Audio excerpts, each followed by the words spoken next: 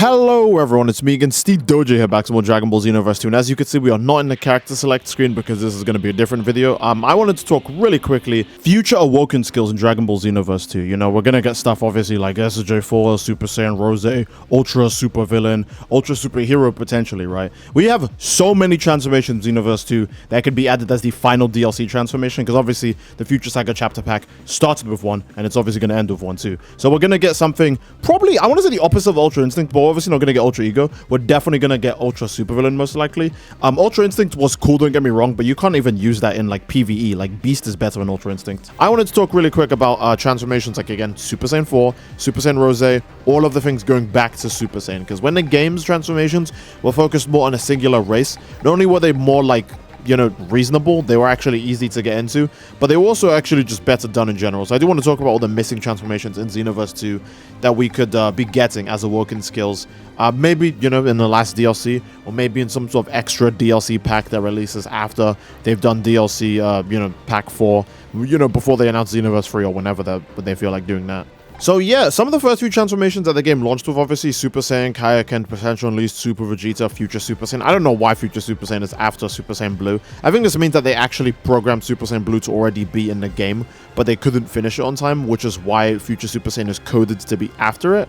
I don't know, maybe they just felt like delaying Super Saiyan Blue, but who knows, man. But either way, all of these transformations up here, these all like work completely fine. If you ask anyone what they think about all of these transformations, they would easily say good. Super Saiyan is just, you know, generic good buff. Kaioken can lead to some pretty cheese builds depending on how you use it. Potential Unleashed is just generally like one of the better transformations in the game by far. Super Vegeta is one of the safest massive ki blast boosts in the game. Super Saiyan Blue is just really freaking good. Future Super Saiyan is a safe version of Super Saiyan. Blue Evolved is the best transformation in the game, and Super Saiyan God is the highest basic attack damage in the game, especially because you can put on a male Saiyan, which is already the highest basic attack race in the game.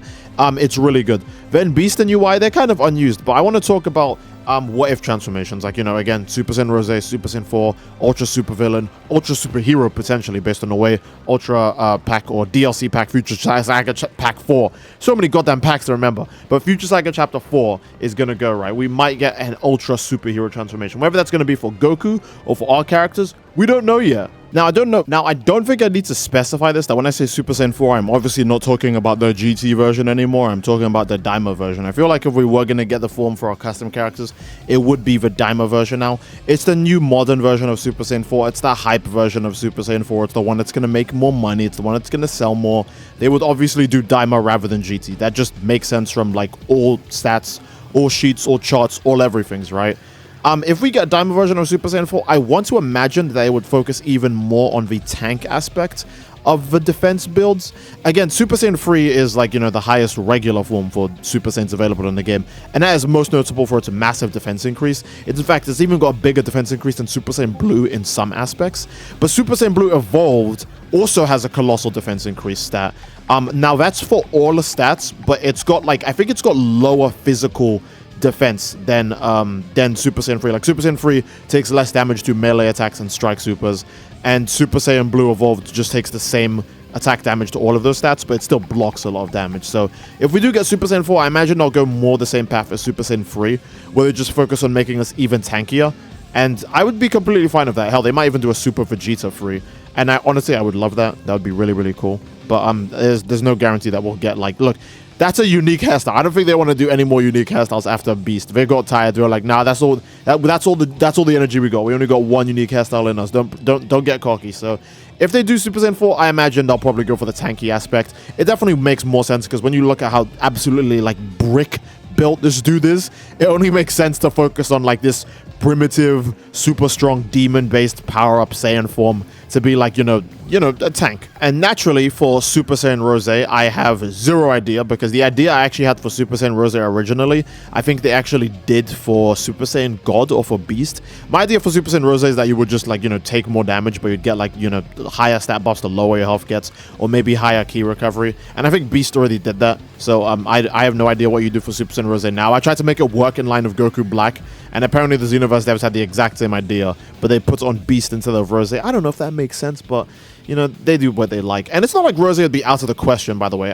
I know people are going to probably bring up, it's unique to Goku Black. Well, Ultra Instinct is unique to Goku and Beast is unique to Gohan, so there's nothing different with Rose being available on us. Hell, Blue Evolved is unique to Vegeta, and we got that too, so there's no excuse. We can easily get Super Saiyan Rose as well. It's just the devs finding a way to implement it, and 2, if they actually feel like doing it.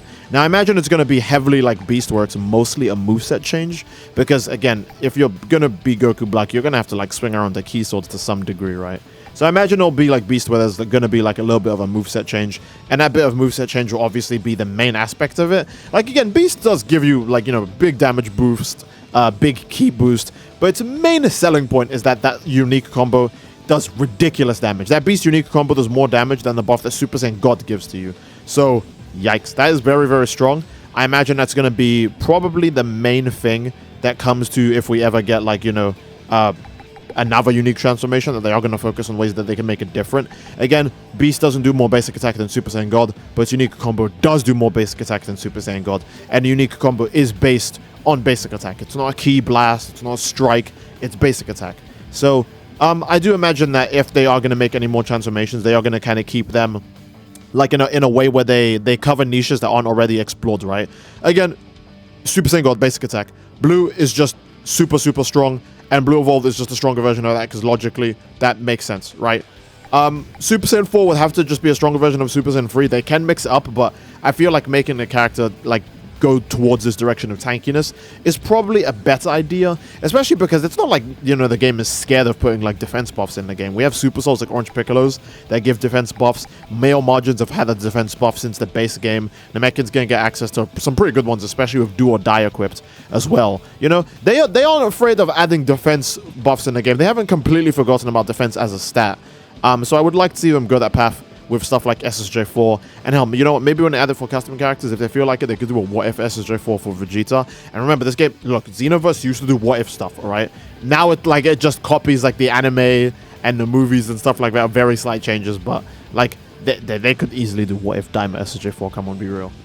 Now, obviously, this is a thing that I don't expect them to do, because, again, the game sells on its custom characters, and more so than anything, the custom characters are Saiyans, the most popular things in the game.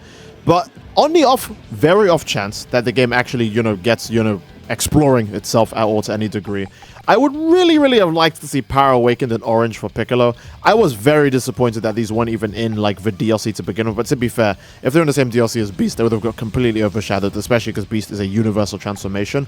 But come on, this is, like, 2 easy forms adds for Namekians.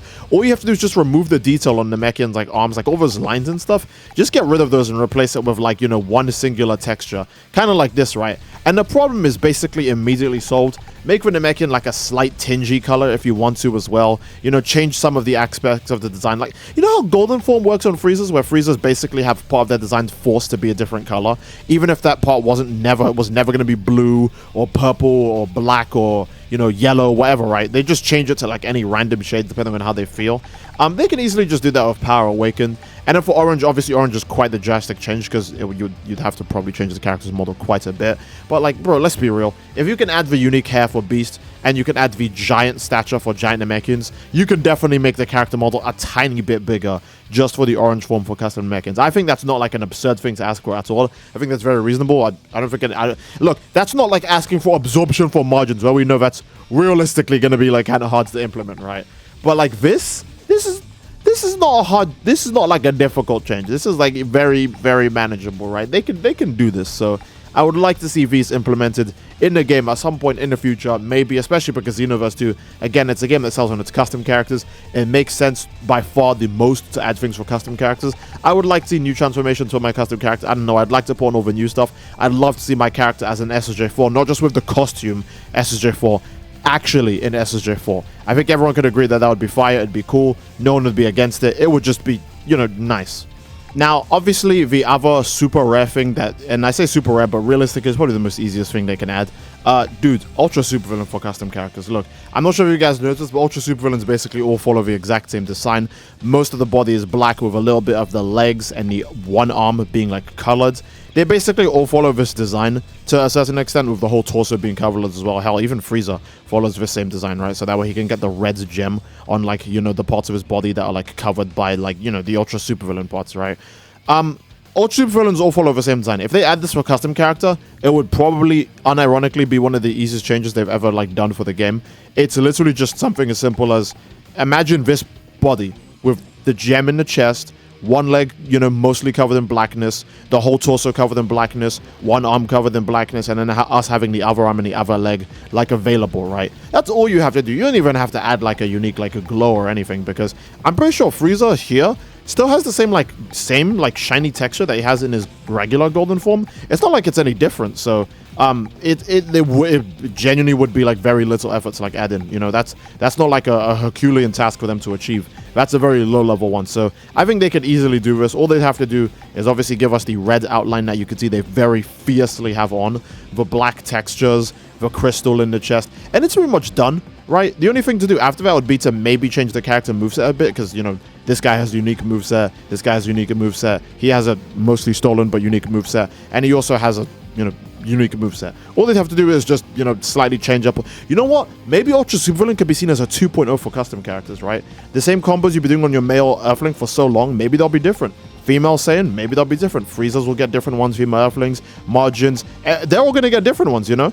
That would actually be nice to see, because for races that have great movesets, like male Saiyans and male Earthlings, maybe you won't use it so much, right? But, you know, it'd still be fun to use. But for, like, races that have, like, bad movesets, dude, this could be, like, their chance. This could be their time to make it out, dude. You know what I'm saying? This could be their moment. Now is their time, you know? I would like to see that. Either way, I think this is going to be a pretty good place to end the video. I feel like I really exhausted my lungs yapping about potentials and what ifs. You know, if and when, but never is. That's basically this whole game. This whole game is potential custom character peak. But unfortunately, we're going to have to wait to see what the devs do in Future Saga Chapter 4, or if they release any other, like, future support packs for the game, right? You know, like the Naruto game, people thought the DLC was over for ages, but then they just randomly added like Momoshiki like years later. So this game could easily get that same kind of random love. But yeah, that'll be it. I think that's a great place to end the video. I do hope you guys enjoyed the video, and if you did, then obviously again, please leave a like on the video. Don't forget to subscribe, as it greatly supports the channel. And leave a comment down below as to what you'd like to see next. I do love you all. I hope you all enjoyed, and I'll see you all next time. Take care, and peace.